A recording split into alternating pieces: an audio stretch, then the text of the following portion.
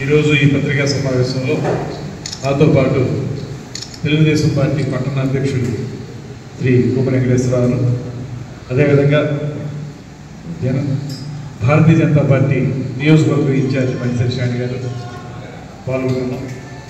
ముఖ్యంగా ఈరోజు ప్రధానంగా ఎన్నికల సమయంలో ఏ హామీ అయితే ఇచ్చారో ఒకేసారి 3,000 నుంచి 4,000కి పెన్షన్ మొత్తాన్ని పెంచుతాం అనేటువంటి మాట చెప్పినటువంటి ముఖ్యమంత్రి గారు, అదేవిధంగా ఇవాళ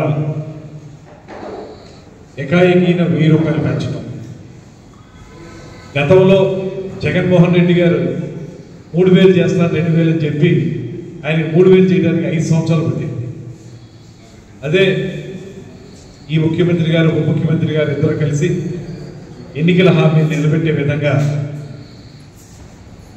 ఒకేసారి 1,000 రూపాయలు పెంచడం.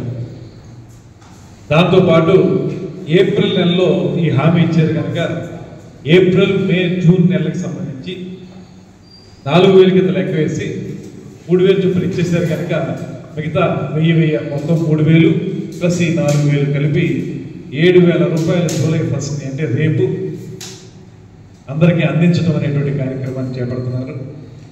ఇది రాష్ట్ర ఖజానా మీద పెనుభారం పడుతున్నప్పటికీ కూడా, అదేవిధంగా గడిచిన ప్రభుత్వం మొత్తం ఖజానా ఖాళీ చేసి వెళ్ళిపోయిన తర్వాత కూడా కష్టమైన ఇచ్చిన మాట ప్రకారం ఇవ్వడం, దాని ప్రకారం కేవలం మన నియోజకవర్గాల్లోనే 24,18,17,000 రూపాయలు ఇచ్చేటువంటి కార్యక్రమం.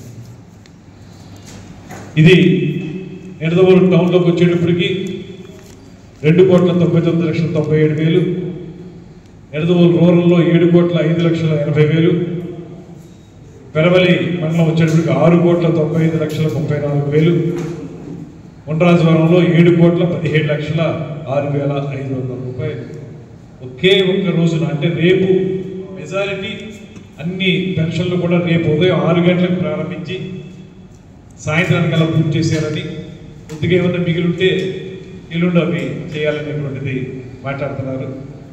అదేవిధంగా మీకు జూన్లో ఇచ్చినటువంటి పెన్షన్లకి ఇక్కడికి ఎంత తేడా అంటే 13,54,00,000 డిఫరెన్స్ జూన్లో ఇచ్చిన దానికి ఇప్పుడు ఇచ్చేదానికి. అప్పుడు 10 కోట్ల చిల్లర వాళ్ళు ఇస్తే ఇప్పుడు 24 కోట్లు ఇస్తున్నాం మొత్తం నియోజకవర్గం మొత్తం. అదేవిధంగా జిల్లా మొత్తం చూసుకుంటే తూర్పుగోదావరి జిల్లా చూసుకుంటే 164 కోట్ల రూపాయలు ఈ పెన్షన్ రూపంలో ఇవ్వడం జరుగుతుంది. ఇది ముసలి వారికి వితంతువులకి ఇచ్చేటువంటి కార్యక్రమం. వారందరికీ కూడా ఇది ఎంతో ఆసరాగా నిలబడుతుంది. అదేవిధంగా 3,000 రూపాయలు ఉన్నటువంటి వికలాంగుల యొక్క పెన్షన్ని 6,000 కూడా ఇవ్వడం కూడా ఇందులో భాగంగా ఉంటుంది. ఇది ఒక విప్లవాత్మకమైనటువంటి మార్పుగా మనం భావించాలి.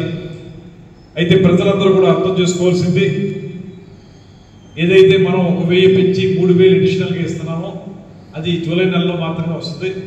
ఇక ఆగస్టు నుంచి కూడా 4,000 చొప్పున వస్తుంది. అది కూడా కొంత వివరణ అవసరం ఉంటుంది. ఈ రకంగా చెప్పిన హామీలు వెంటనే అమలు చేయడానికి ఈ ప్రభుత్వం సిద్ధంగా ఉంది. ప్రభుత్వం మీద భారం ఉన్నప్పటికీ ఒక రకంగా చూస్తే ఈ ఆర్థిక పరమైనటువంటి అంశాలు రాష్ట్రం ఏ స్థితిలో ఉందనేటువంటి దాని శ్వేతపత్రాన్ని కూడా త్వరలోనే వస్తుంది. ముఖ్యమైనటువంటి అంశాల మీద శ్వేతపత్రాలు ఇవ్వడం అనేటువంటి కార్యక్రమాన్ని ముఖ్యమంత్రి గారు ప్రారంభించారు. నిన్న పోలవరం ప్రాజెక్టు మీద శ్వేతపత్రం ఇవ్వడం జరిగింది.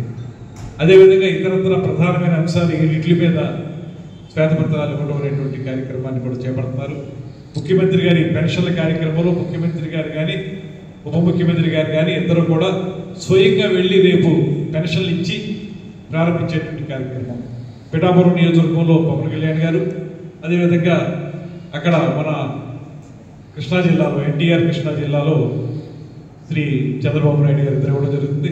అదేవిధంగా ఇక్కడ అది ఆదర్శంగా తీసుకుని నేను కూడా రేపు ఉదయం 6 గంటలకి గోపవరం గ్రామంలో పెన్షన్ ఇవ్వడం మొదలు పెడతాం. ఇది పెన్షన్ల తాలూకు వివరం.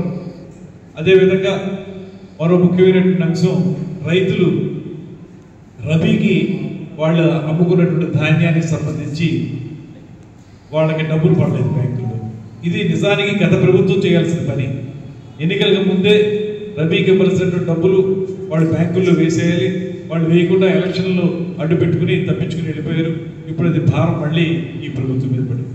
అయినప్పటికీ కూడా రైతు ప్రభుత్వంగా, రైతు సంక్షేమాన్ని ఆలోచించేటువంటి ప్రభుత్వంగా త్వరలోనే, అతి త్వరలోనే, మరో 1-2 రోజుల్లోనే దాని మీద ఒక ఆదేశం వస్తుంది ప్రభుత్వం దగ్గర నుంచి, ముఖ్యమంత్రి గారి దగ్గర నుంచి.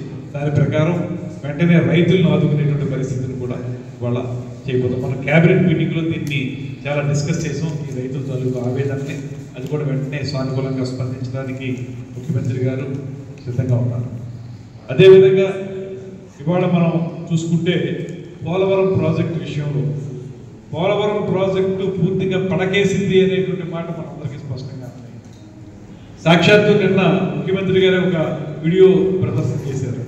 అందులో జలవనరుల శాఖ మంత్రి రంబడి రాంబాబు గారు అసలు ఈ పోలవరం ప్రాజెక్ట్ ఏంటో నాకు అర్థం కావట్లేదు, ఇందులో ఒక్క విషయం కూడా అర్థం కాలేదనేటువంటి మాట నిస్సిగ్గుగా చెప్పేసేటంటే ఆయన ఆ ప్రభుత్వం తాలూకు విధానం మనకు అర్థమవుతుంది. ఇందులో ఆయన ఏదో హాస్యంగా మాట్లాడాడు, లేకపోతే ఒక పాయింట్ చెప్పాడు అనేటువంటిది కాదు. మొత్తంగా చూసుకుంటే ఆ ప్రభుత్వానికి దాని మీద చిత్తశుద్ధి లేదనేటువంటి ఆ ఒక్క మాట చాలు మనకి. ఏంటి, నీకు కేటాయించినటువంటి శాఖ తాలూకు వివరాలు ఆ శాఖ మంత్రికి తెలియటం లేదు, దాని అస్పష్టంగా ఉంది, అగమ్యగోచరంగా ఉంది అనేటువంటి మాట ఆ మంత్రి చెప్పారు అంటే ఆ ప్రభుత్వం యొక్క విధానం ఎలా ఉందో అర్థం చేసుకోవాలి. దాని మీద కనీసం ముఖ్యమంత్రి గారు అదే అలా మాట్లాడుతున్నావు, దీన్ని వెంటనే, ఆ రోజు ముఖ్యమంత్రి గారు అలా మాట్లాడుతున్నావు, దీన్ని వెంటనే సరిదిద్దాలనేటువంటి మాట కూడా చెప్పలే.